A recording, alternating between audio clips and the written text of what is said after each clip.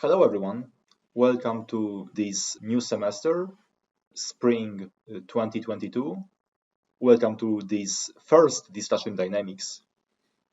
Today we will just start the material, and without further ado, I will just dive straight into our discussion.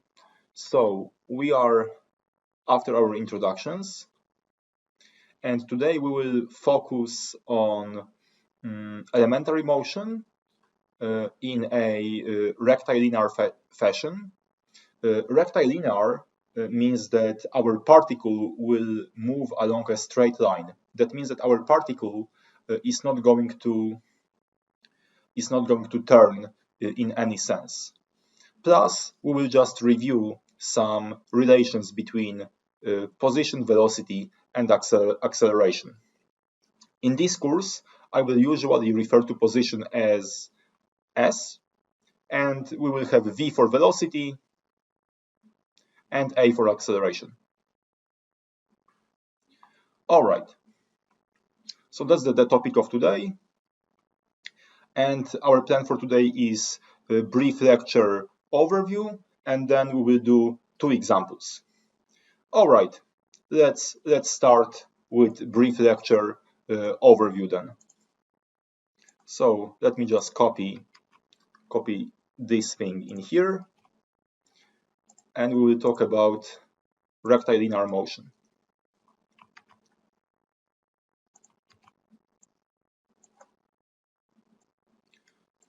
So please imagine that our particle moves along this line. This will be our trajectory.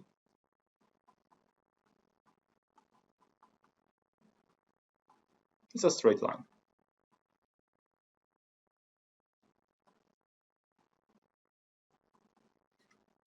And let's assume that our particle starts from here. Okay, this will be our start point. Start point. Let's say at time instant 0 seconds. Time instant 0. Usually, we will express position as a function of time. So let's assume that at instant 0, our position is, let's say, 0. So this point, this mark will be 0, okay? After a while, so after a couple of seconds, so let's say 5 seconds, 7 seconds, I don't know, 7.4 seconds. Anyway, our for some time instant larger than 0, our particle will be here. And I hope that you all can see that this value, this vector, will define our displacement.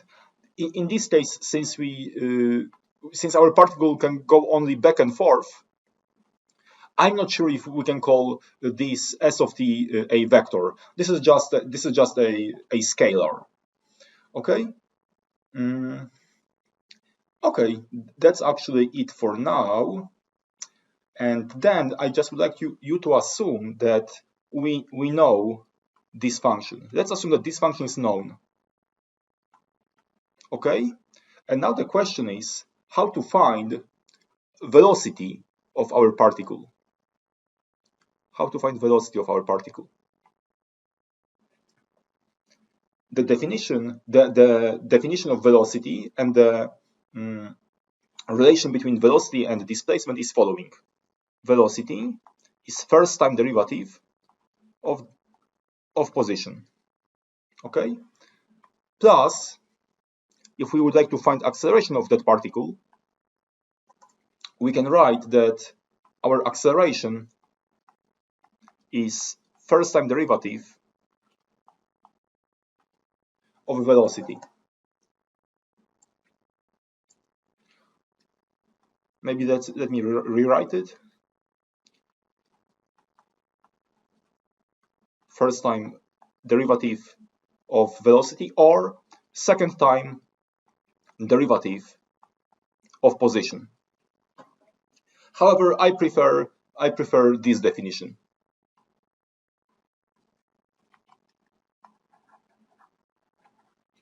All right, so this is first part of our lecture overview. All right, I hope that so far everything is clear.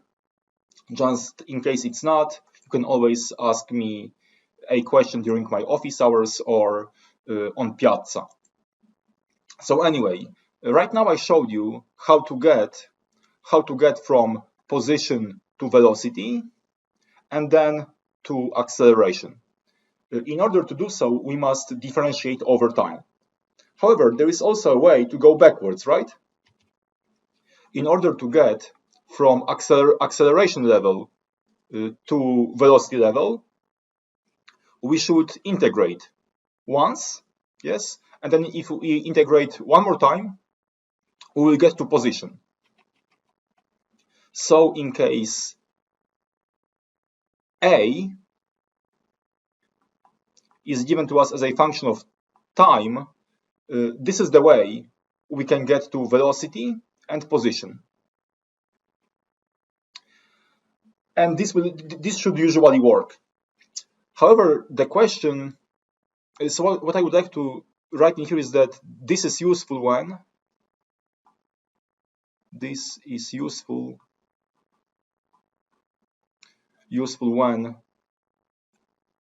acceleration is given to us as a function of time. However, in the second part of our overview, I would like to ask you a question. What if acceleration is expressed as a function of position, for example? Then it turns out that this definition for acceleration is useless for us. However, we can circumvent it with just a little trick.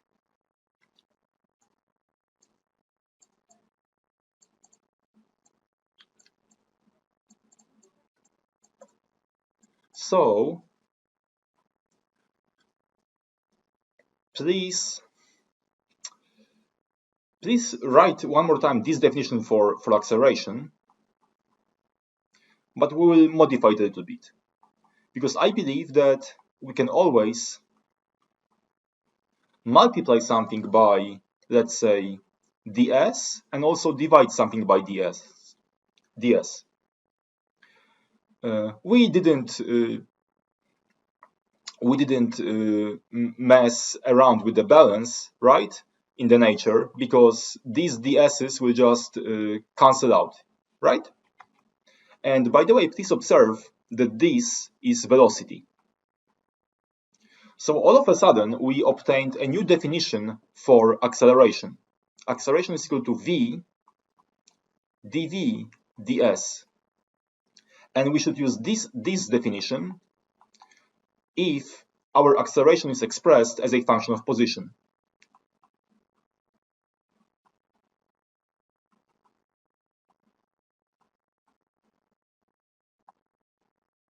When a is expressed as a function of position. All right, so this expression is useful when a is given as a function of time. This expression is useful when a is given as a function of position. And probably some of you are wondering what to do if a is given to us as function of velocity. The answer is that then both of these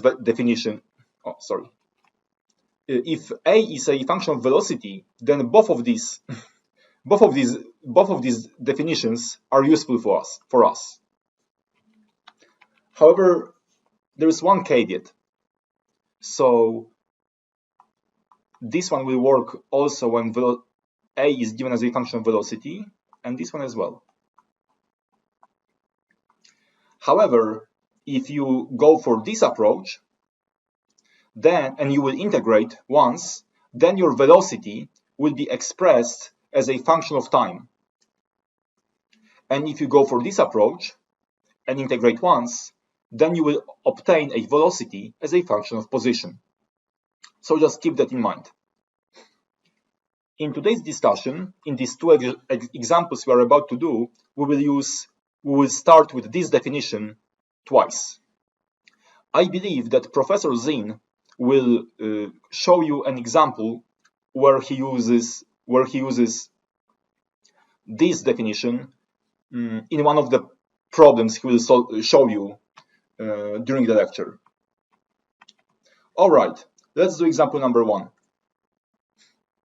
Because that's that when it comes to lecture review. Now example number 1. Here it is. Feel free to pause the video and familiarize yourself with the problem statement before we start our solution.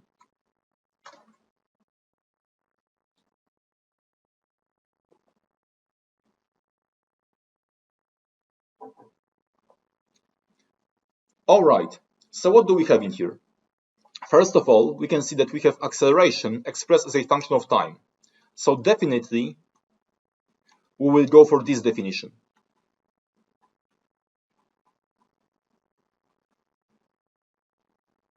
Definitely. Plus, they gave us some initial conditions. I would like to improve them a little bit. So let's say that position at time instant 0 is 5 meters, and velocity at time instant 0 is 0 meters per second. Okay, these are our units. And they ask us to find times for which velocity is 0. And they also ask us to find displacement when time is 4. Okay, let's dive straight into our solution.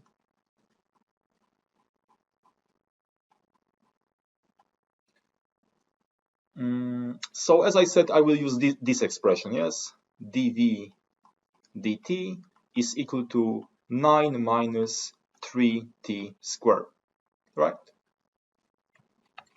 And now we have to integrate. So I hope that all of you remember from calculus that if we would like to integrate this differential equation, then we should bring everything with t on one side and everything with v on the other side.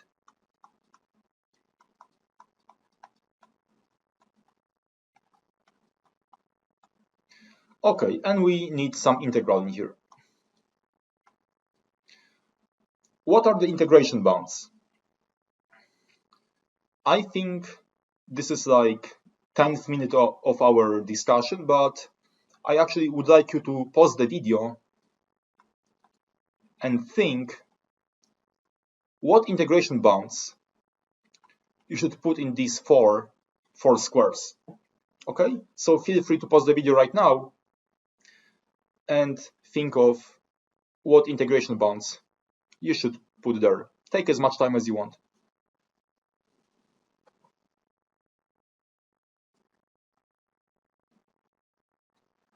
All right, so for those of you who got it right, congratulations. And for those of you who just came here to put their notes together, this is the answer. I believe that at time instant 0, our velocity is 0. So I should put 0 in here and 0 in here. And then our upper bound will be some time t and some corresponding velocity v. We do not know them yet. But now we can integrate. So this will be v, and this will be 9t minus t cubed from 0 to t. And after plugging our integration bounds, we'll end up with such expression. Okay, so our velocity as a function of time looks like that.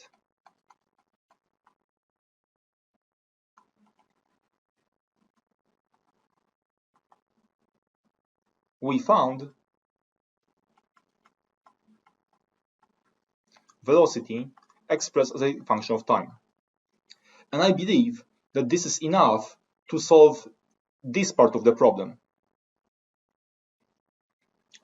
Because they ask us to find values of t for which velocity is 0. So let me continue Let me maybe continue here.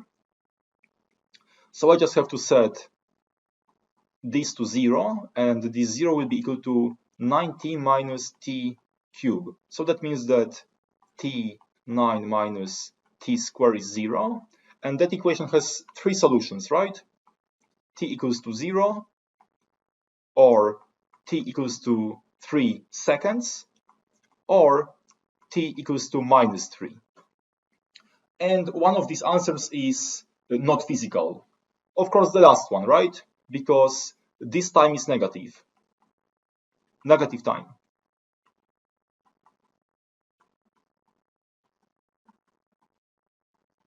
Yes, we cannot now go backwards in time, unfortunately, or fortunately, whichever you prefer. This is not physical.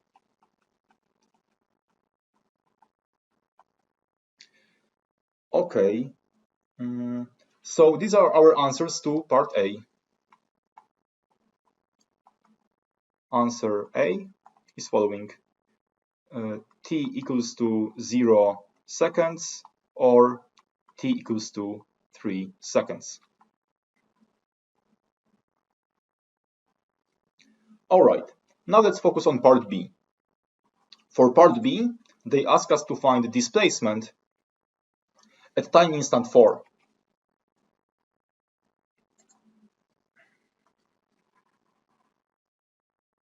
So I believe that we should go for this definition. V equals to ds dt.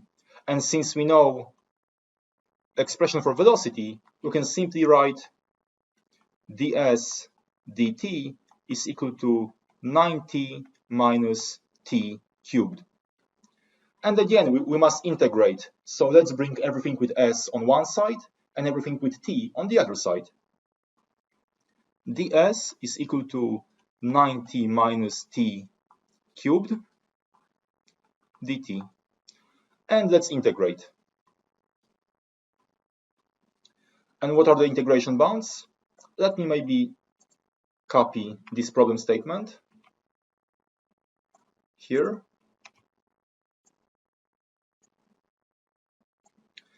So again, if you would like to, feel free to pause the video right now and figure out what are the integration bounds of these two integrals. In other words, what I should put in those four squares. Feel free to pause the video right now and think about it.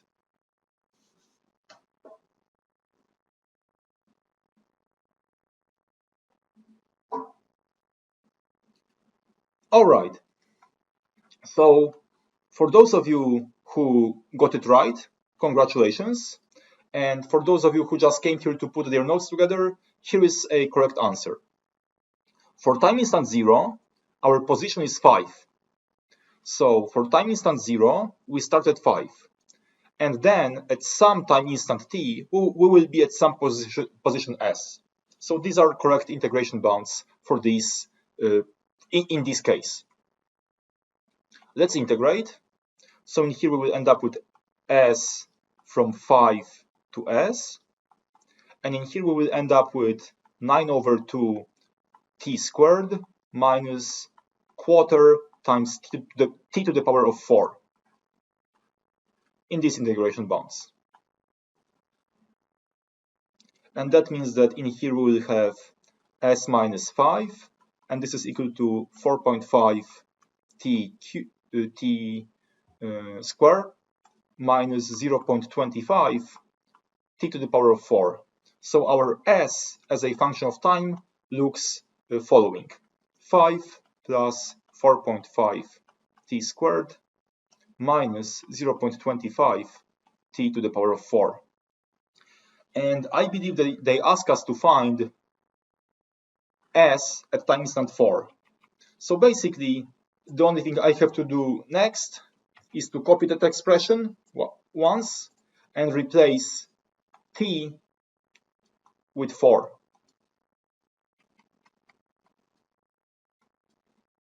Everywhere.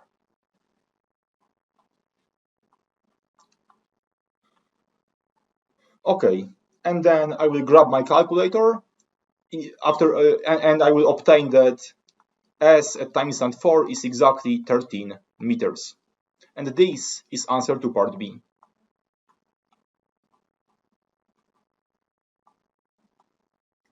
Okay, I hope I explained this first example clearly.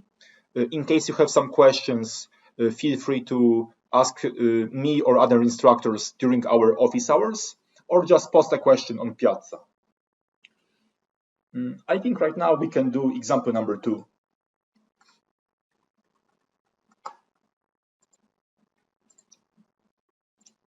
Here is example number 2.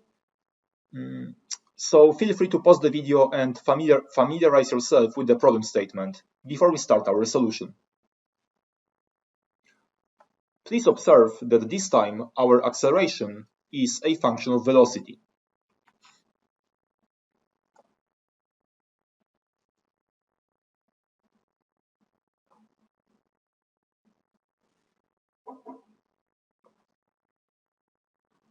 Okay, so as I said earlier, our acceleration is given to us as a function of velocity. That means that we can go for either this definition or this definition. Sorry.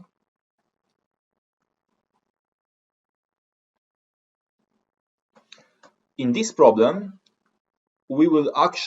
this one is actually useless. We will eliminate this one. Let me tell you why. Please read the last sentence. In here, they ask us to find time required to do something. Yes, time required to reach some position. That's why I decided to go for this definition, because you can see that if we integrate using this expression, we will end up with some expressions as a function of time. While if we go for this approach, then if we integrate, we will end up with some expressions of position. Yes, there will be no time in our solution. That's why we should go for this definition. Okay, what else they gave us? They gave us initial conditions, and I believe they ask us to express time as a function of position, right? This is exactly what they wrote, what they wrote in this sentence. Okay, without further ado, let's dive straight into our solution. So, dv dt is equal to minus k v squared. Again, we would like to integrate, so we must bring everything with t on one side and everything with v on the other side. dv v squared, and this is equal to minus k dt. And let's integrate. Okay, and I'm sorry for asking you for the third time today to ask these integration bounds, but this is actually the most important part of this discussion. Okay, so please have a look at these initial conditions here, and please feel free to pause the video, and please think of what integration bounds you would put in these 4 squares.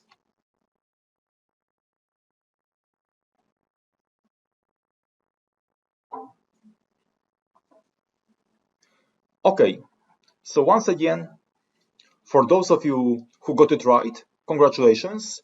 And for those of you who just came here to put their notes together, for time instant 0, we are at velocity 0. So I should put time instant 0 here and velocity 0 in here. And then at some instant t, we will have some velocity. This is the correct answer. And one more time, congratulations to those of you who got it right. Minus 1 v,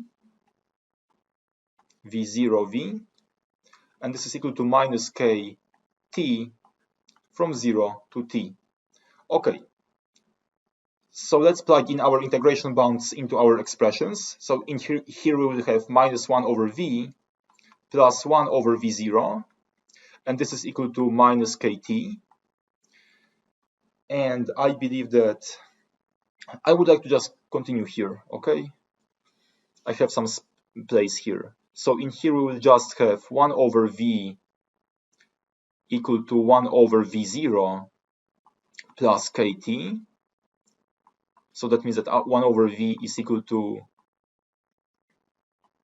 k v0t plus 1 divided by v0. And in order to obtain v0, in order to obtain v as a function of time, we just have to flip this fraction. So our v of t will be equal to v0 divided by k v0t plus 1. Great.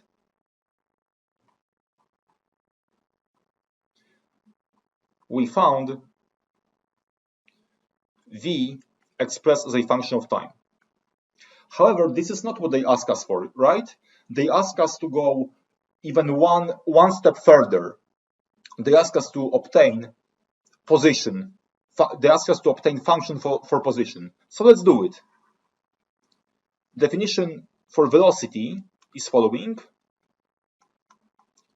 And we already have here our function for velocity. I think this line is not straight. Let me correct it. Oh, that's better. So I think that we should integrate such expression right now. ds dt, and this is equal to v0 kv0t plus 1. And once again, everything with t on one side and everything with s on the other side.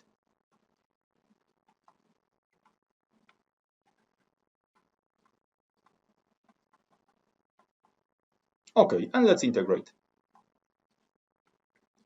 I honestly forgot what the integration bounds are. So let me just copy this problem statement here.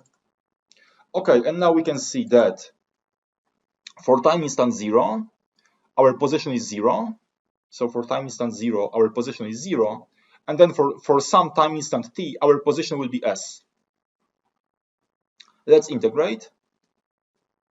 This will be s. And this looks to me like a chain rule. So I believe that this will be log natural of kv0t plus 1. And in here we had v0, but we must divide it by k v0. And our integration bounds are from 0 to t. Okay, so let's plug in our integration bounds in this expression. So s is equal to v0 up. And before even doing that, we can see that these two v0s cancel out, right? Great. So in here we will have 1 over k log natural kv0t plus 1 minus 1 over k log natural of 1. And by the way, if I remember correctly from school, log natural of 1 is 0. So we can get rid of this component. Okay, and we found position as a function of time.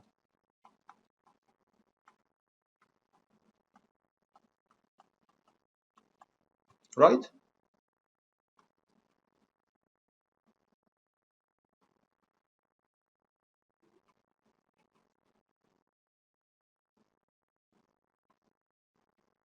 However, this is not what they ask us for, right? This is not the end of the problem. Let me scroll up the board. They ask us to find time expressed as a function of position. So the reverse function, right? So this is our goal.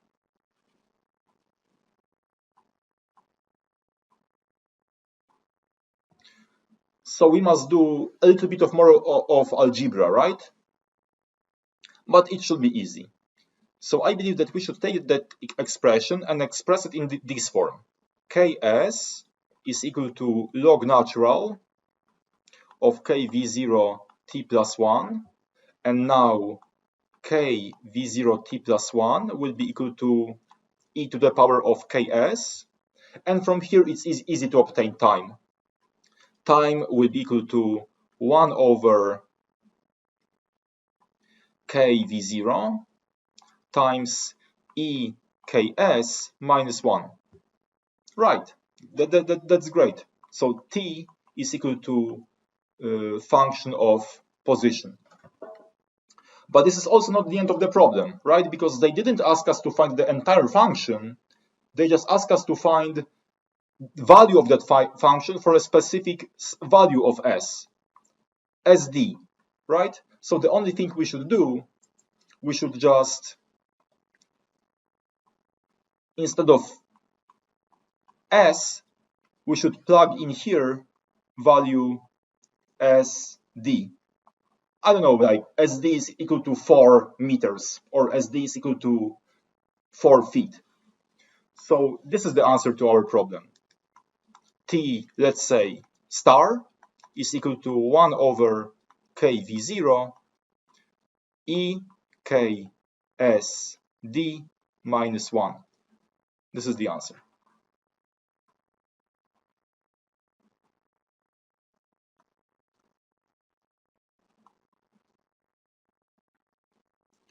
Okay, that's that when it comes to this problem, and that's that when it comes to this entire discussion.